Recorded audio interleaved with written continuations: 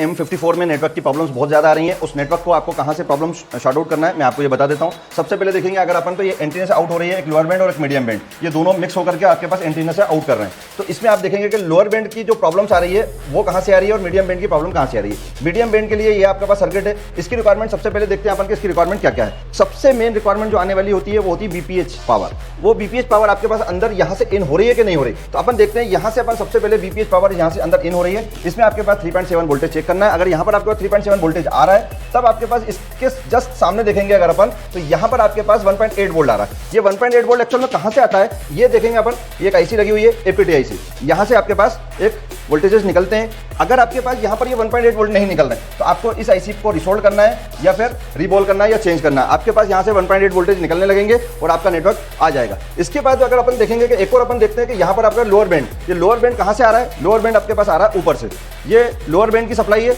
ये lower band कहाँ से निकल रहा है, ये वाले इस RFIC से निकल रहा है। इस पर भी सबसे मेन चीज़ कि आपके पास बीपीएच पावर अंदर इन होना चाहिए। अगर ये बीपीएच पावर अंदर इन हो रहा है तो बीपीए जो पावर निकलेगा, एपीटी पावर निकलेगा, वो निकलेगा आपके पास कहाँ से, इस एपीटी आईसी से। जो एपीटी आईसी निकाल रहा है ये 1.8 सप्लाई किसको दे रहा है, इस वाले RFIC को दे रहा है। अगर यहाँ से इसके 1.8 नहीं देगा तो इस आईसी को आपको चेंज करना पड़ेगा।